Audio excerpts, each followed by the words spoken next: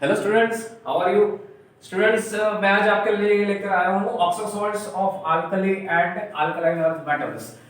Students, कई बार आप लोगों को कंफ्यूजन होता है कि ये जो ऑक्सो सॉल्ट्स है तो उसको किस तरह डिस्क्राइब किया जाए, कंपैरिजन किस तरह की जाए, किस तरह याद रखा जाए। कई बार कंफ्यूजन होता है जब क्वेश्चन सामने आते हैं। स्टूडेंट्स, मैं आपके साथ जो अल्कली हैलाइड है उसका मैं पहले डिस्कशन कर चुका हूँ। हैलाइड्स जो है, कैरेक्टरिस्टिक प्रॉपर्टी जो है, मैं उसके आपके साथ शेयर कर चुका हूँ, तो उसके लिए आप मेरे प्रीवियस वीडियो देख सकते हैं।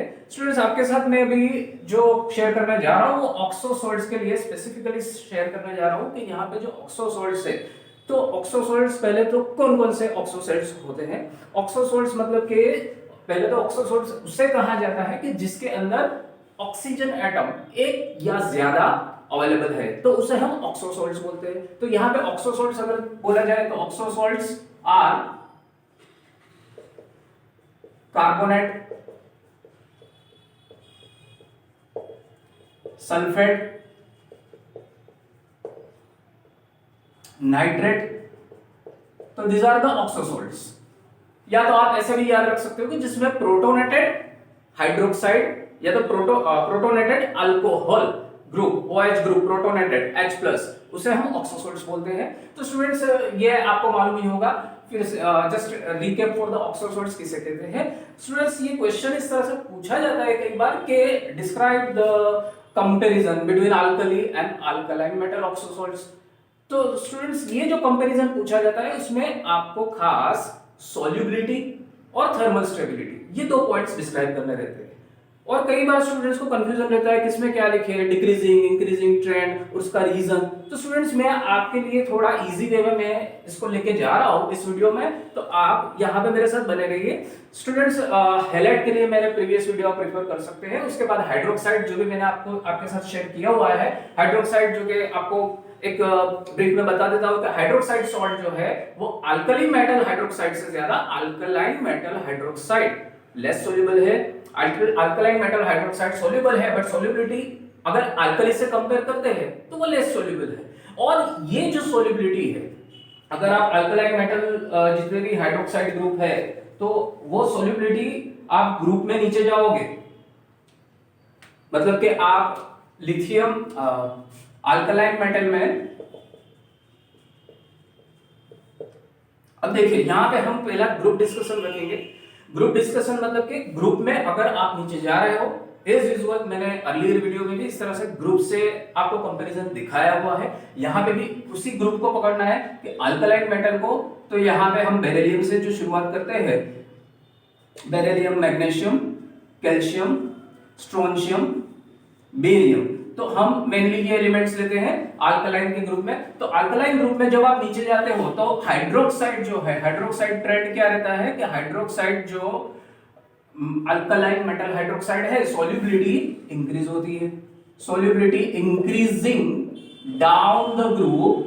ठीक है, हाइड्रोक्साइड में solubility down the group increase रहती है। ये खास याद रखना, हाइड्रोक्साइड का जो मैटर है वो अलग रहेगा, उसमें सॉल्युबिलिटी इंक्रीज रहती है। अब क्यों इंक्रीज रहती है? बिकॉज लेटाइस एंथैल्पी जो है, lattice enthalpy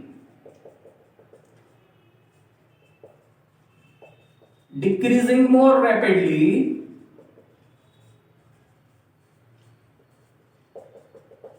as compared to hydration enthalpy, as compared to hydration enthalpy। तो स्टूडेंट्स, यहां पे आपको ये खास समझना रहेगा कि जितने भी ग्रुप्स हम डिस्कस करेंगे तो उसपे हमें एक डेलिकेट डिफरेंस, जो लेटाइस एंथैल्पी और हाइड्रेशन एंथैल्पी के बीच का जो डेलिकेट डिफरेंस रहता है, उस डिफरेंस को फोकस में रख के उसकी सॉल्युबिलिटी के बारे में और थर्मल स्टेबिलिटी के बारे में बताना होता है। खास तौर पे सॉल्युबिलिटी के लिए हम लेटाइस एंथैल्पी, हाइड्रेशन एंथैल्पी इसको कंसीडर करते हैं। तो स्टूडेंट्स, लेटाइस एंथैल्पी आप जानते हो क्या है, और लेटाइस एंथैल्पी जो हम मॉलिक्यूल्स, जो कंपाउंड्स है उसको ब्रेक करने के लिए जो एनर्जी दी जाती है वो लेटाइस एंथैल्पी है, वो ज्यादा डिक्रीज होती है। अब हाइड्रेशन एंथैल्पी भी डिक्रीज होती है, एक और हाइड्रेशन एंथैल्पी डिक्रीज हो रही है, एक और लेटाइस एंथैल्पी डिक्रीज हो रही है, बट लेटाइस एंथैल्पी सबसे ज्यादा और रैपिडली डिक्रीज हो रही है, इसलिए वो जल्दी से ब्रेक हो जाएगा। एक तरफ हाइड्रेशन एंथैल्पी डिक्रीज हो रही है तो सोल्युबिलिटी डिक्रीज होगी, बट लेटाइस एंथैल्पी ज्यादा डिक्रीज होने की वजह से हाइड्रोक्साइड अगर हम लेते हैं तो अल्कलाइन हाइड्रोक्साइड ग्रुप में नीचे जाएंगे तो solubility increasing down the group, increase होगी लेटाइस, बराबर। तो सोल्युबिलिटी क्या हो गई, अल्कलाइन हाइड्रोक्साइड की सोल्युबिलिटी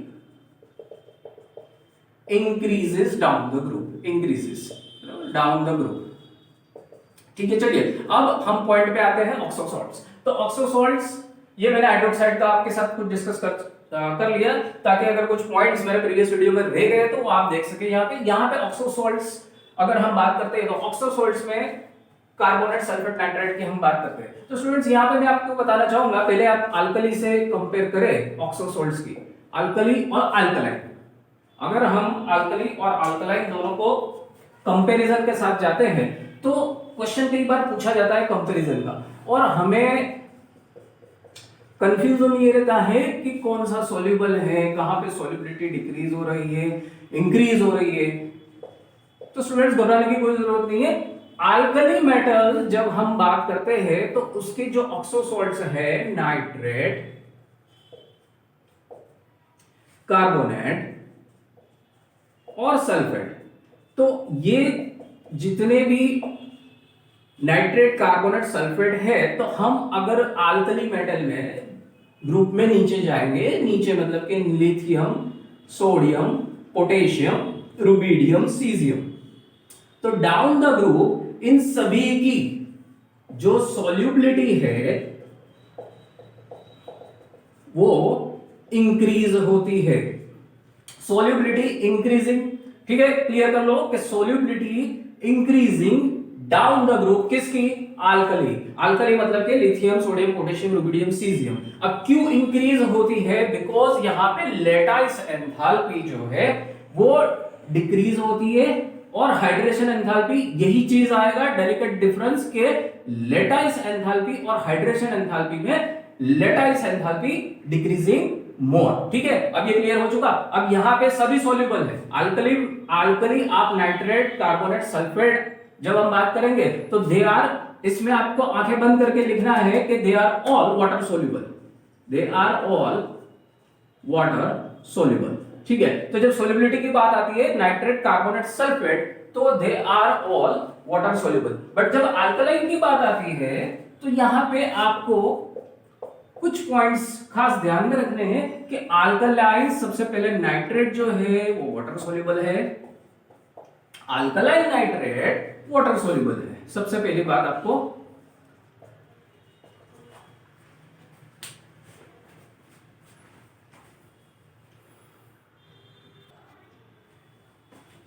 बट जो उसकी सॉल्युबिलिटी है वाटर सोल्यूबल है, बट जो उसकी सॉल्युबिलिटी है वो डिक्रीजिंग डाउन द ग्रुप रहेगी। मतलब कि आप अल्कलाइन की बात कर रहे हो तो हमारे पास ये element beryllium, magnesium, calcium, strontium, barium, तो आप ग्रुप में नीचे जाओगे तो solubility, they are water soluble, but solubility अगर हम बोलते हैं तो solubility decreasing down the group.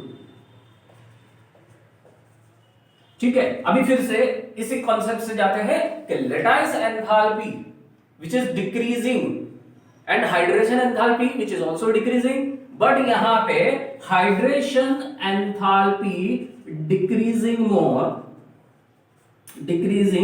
More as compared to lattice enthalpy while going down the group। Okay, तो क्लियर हो गया। नाइट्रेट सोल्यूबल है, अल्कलाइन के जितने नाइट्रेट है, नाइट्रेट, अल्कलाइन के नाइट्रेट वाटर सोल्यूबल है, but solubility decreasing down the group due to hydration enthalpy decreasing more as compare to lattice enthalpy. ठीक है, तो ये डिफरेंस नाइट्रेट में हो गया कि नाइट्रेट वाटर सोल्यूबल है। अगर आप अल्कलाइन में कार्बोनेट की बात करते हो तो alkaline, all the alkaline carbonate water insoluble है। ठीक है, यहां पे ये ट्रेंड आपको याद रखना है कि अल्कलाइन कार्बोनेट वाटर इनसॉल्युबल है। ओनली मैग्नीशियम कार्बोनेट जो है वो स्पेरिंगली सॉल्युबल है। ठीक है, यहां पे आपको आंख बंद करके कार्बोनेट जो है वाटर इनसॉल्युबल है, और आप ग्रुप में वैसे भी नीचे जाओगे यहां पे तो सॉल्युबिलिटी और मींस के ऑलमोस्ट इनसॉल्युबल रहेंगे। तो यहां पे तो सॉल्युबिलिटी यहां पे इनसॉल्युबल है, इसलिए कोई सवाल नहीं है, यहाँ पे आपको लिखना है सिर्फ मैग्नीशियम कार्बोनेट स्पेयरिंगली सोल्यूबल है, otherwise all carbonate alkaline carbonate are water insoluble. चलिए अभी इसके लिए आप अल्कलाइन के लिए आगे बात करते हैं, तो क्या रह गया सल्फेट। अच्छा अभी सल्फेट में,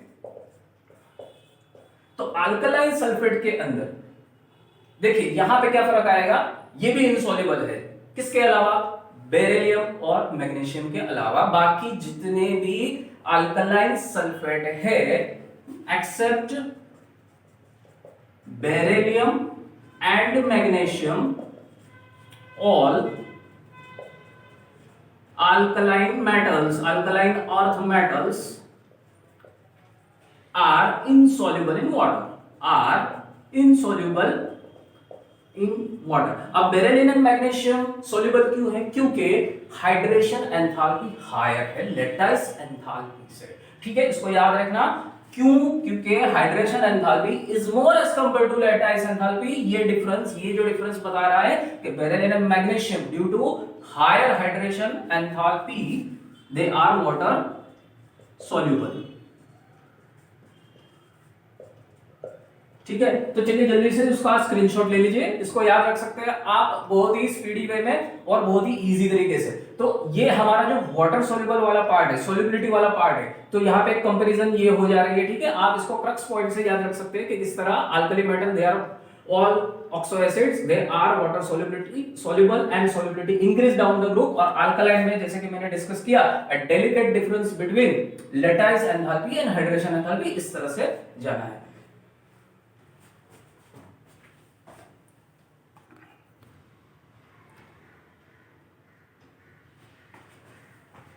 अब स्टूडेंट्स यहाँ पे अगर हम थर्मल स्टेबिलिटी बात करते हैं, थर्मल स्टेबिलिटी की, तो with the point of view thermal stability अगर हम कंपैरिजन करते हैं अल्कली और अल्कलाइन मेटल्स की, तो ये भी हमारे लिए आसान होगा। इसको याद रखना कि अगर हम अल्कली मेटल की थर्मल स्टेबिलिटी की बात करते हैं तो alkali metal generally thermal stable है, अल्कली मेटल। बट अल्कली की जो ऑक्सो एसिड्स है, सॉरी मैं ये इसको थोड़ा मॉडिफाई कर लो, अल्कली के जो ऑक्सो एसिड्स है उसमें जो नाइट्रेट है वो थर्मली अनस्टेबल है, क्योंकि वो डीकंपोज होता है हीट करने से, डीकंपोज होके ज्यादातर या तो नाइट्रेट बनाएगा या तो फिर वो ऑक्साइड बनाएगा। जैसे कि लिथियम है तो लिथियम नाइट्राइट नहीं बनाएगा, नाइट्रेट है वो नाइट्राइट नहीं बनाएगा, वो ऑक्साइड बनाएगा। तो ये एक एक्सेप्शन है कि यहाँ पे लिथियम डीकंपोज होकर ऑक्साइड बनाएगा और बाकी जो नाइट्रेट है वो नाइट्रेट। तो ये जो नाइट्रेट, अगर हम अल्कली की बात करते हैं तो नाइट्रेट की अगर थर्मल स्टेबिलिटी, यहाँ पे हम थर्मल स्टेबिलिटी पॉइंट से डिस्कस कर रहे हैं, तो थर्मल स्टेबिलिटी में अगर हम अल्कली नाइट्रेट की बात करते हैं, नाइट्रेट अगर आपको ये नहीं दिख रहा है मैं थोड़ा सा यहां पे ले लेता हूं, अल्कली नाइट्रेट, तो अल्कली नाइट्रेट थर्मली क्या हो गया, अनस्टेबल हो गया, थर्मली नाइट्रेट थर्मली अनस्टेबल। तो थर्मली अनस्टेबल मतलब कि यहां पे ये डिकम्पोज हो रहा है। कैसे डिकम्पोज हो रहा है, तो जैसे कि आप लिथियम नाइट्रेट है तो लिथियम नाइट्रेट को डिकम्पोज करो, हीट देते हो, तो हीटिंग लिथियम नाइट्रेट ये क्या हो जाएगा, लिथियम ऑक्साइड में डिकम्पोज हो जाएगा, और जो lithium it will give lithium oxide, यहाँ पे स्पेशल केस इसमें ऑक्साइड बनेगा, ऑक्साइड के साथ नाइट्रोजन डाइऑक्साइड और ऑक्सीजन लिबरेट होगा। ठीक है, तो इस तरह से ये डिकम्पोज होके, यहाँ पे लिथियम नाइट्रेट डिकम्पोज होके, इसको बैलेंस कर दिया, तो डिकम्पोज होके और 4 नाइट्रोजन 4 डिकम्पोज होके लिथियम ऑक्साइड बनाएगा। तो ये एक एक्सेप्शनल है। बाकी जितने भी नाइट्रेट है, मतलब कि आप अगर अल्कली नाइट्रेट लिखते हो तो वो डिकम्पोज होके नाइट्राइट बनाएंगे,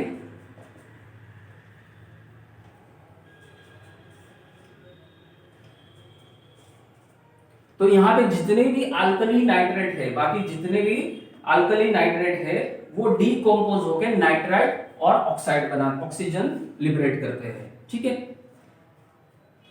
तो यहां पे at the point, with the point thermal stability, इस पॉइंट, इस कॉन्टेक्स्ट में अगर बात करें तो नाइट्रेट जो है अल्कली नाइट्रेट थर्मली अनस्टेबल है, जिसमें डिफरेंस ये रहेगा कि लिथियम नाइट्रेट लिथियम ऑक्साइड बनाता है, बाकी जो नाइट्रेट है वो नाइट्रेट और ऑक्सीजन बनाते हैं। अब कार्बोनेट और सल्फेट की बात करें तो अल्कली कार्बोनेट थर्मली स्टेबल है, मतलब कि ये डिकम्पोज नहीं होंगे। इसको हीट करो, ये सिर्फ और सिर्फ लिथियम कार्बोनेट और लिथियम सल्फेट ही डिकम्पोज होगा, मतलब कि लिथियम कार्बोनेट Li2CO3 डिकम्पोज होके फिर से लिथियम ऑक्साइड और कार्बन डाइऑक्साइड बनेगा, और लिथियम सल्फेट है तो वो डिकम्पोज होके लिथियम सल्फाइड और ऑक्सीजन, इस तरह से ये डिकम्पोजिशन सिर्फ और सिर्फ लिथियम का होगा। रिएक्शन आप बैलेंस कर सकते हैं, तो डिकम्पोजिशन सिर्फ किसका होगा, लिथियम का होगा। यहाँ पे ये लिथियम ऑक्साइड ही बनाएगा, लिथियम ऑक्साइड प्लस SO2। तो डिकम्पोजिशन किसका हो रहा है, लिथियम का, मतलब कि लिथियम सल्फेट और लिथियम कार्बोनेट सिर्फ थर्मली अनस्टेबल है, बाकी के जितने भी अल्कली मेटल्स हैं वो थर्मली, उसके जो कार्बोनेट और सल्फेट है वो थर्मली स्टेबल है। ठीक है, ये क्लियर हो गया। तो सिर्फ नाइट्रेट में अल्कली मेटल डिकम्पोज होने हीटिंग, ये होगी थर्मल स्टेबिलिटी की बात। अब थर्मल स्टेबिलिटी अल्कलाइन की बात करते हैं तो नाइट्रेट, कार्बोनेट और सल्फेट ये सभी थर्मली अनस्टेबल है, मतलब कि डिकम्पोज हो सकते हैं। मतलब कि आप जितने भी नाइट्रेट लो तो नाइट्रेट को लिखा जाएगा MnO3 ट्वाइस, यहाँ पे कोई भी अल्कलाइन की वैलेंसी 2 होती है, इसलिए यहाँ पे MnO3 ट्वाइस लिखेंगे।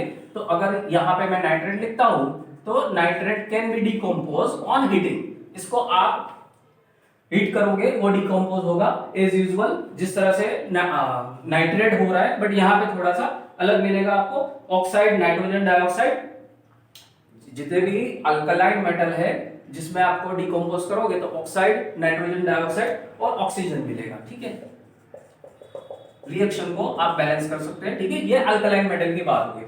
तो ये अल्कलाइन के नाइट्रेट जो है वो थर्मली अनस्टेबल है, जो डिकम्पोज हो सकते हैं at high temperature. Carbonate again same, आप कोई भी कार्बोनेट ले लो तो वो डिकम्पोज होके ऑक्साइड और कार्बन डाइऑक्साइड बनाएगा। ठीक है, तो ये भी थर्मली अनस्टेबल है, डिकम्पोज हो सकते हैं। सल्फेट को ले लो तो अल्कलाइन जितने भी सल्फेट है तो वो डिकम्पोज होके ऑक्साइड और सल्फर डाइऑक्साइड बनाएंगे, मतलब कि आप कोई भी अल्कलाइन सल्फेट को ले लो तो वो डिकम्पोज होके ऑक्साइड और सल्फर डाइऑक्साइड बनाएगा। ठीक है, तो आप यहाँ पे कंपैरिजन हो गया थर्मल स्टेबिलिटी का। तो अल्कली मेटल के जितने भी ऑक्सो एसिड है उसमें सिर्फ नाइट्रेट थर्मली अनस्टेबल है, जो डिकम्पोज होके, जिसमें लिथियम एक्सेप्शन है, वो आप देख सकते हो सभी केस में। और कार्बोनेट और सल्फेट अल्कली के जो है वो थर्मली स्टेबल है। ठीक है, लिथियम के अलावा बाकी ऑक्सो एसिड में अल्कलाइन के सभी nitrate, carbonate, sulphate they are thermally unstable, जो डिकम्पोज हो सकते हैं। ठीक है, तो ये कंपैरिजन हो गया थर्मल स्टेबिलिटी का। तो स्टूडेंट्स ये आसान है, आप इसको अगर इस वीडियो के थ्रू जाते हैं तो इसको याद रखना, इसको रट्टा नहीं मारना, इसको सिर्फ और सिर्फ जैसे कि सॉल्युबिलिटी है in context of hydration enthalpy, lattice enthalpy, और यहाँ पे थर्मल स्टेबिलिटी, तो यहाँ पे थर्मल स्टेबिलिटी को आप लिथियम के अलावा अल्कली मेटल को अल्कलाइन के साथ कंपेयर कर लो। ओके स्टूडेंट्स, सो होप ये वीडियो आपको पसंद आया होगा। सो स्टूडेंट्स, आपकी डिमांड से मैं और वीडियो लेकर आऊंगा। ठीक है, इस वीडियो को आप लाइक कर सकते हैं, शेयर कर सकते हैं। Thank you very much.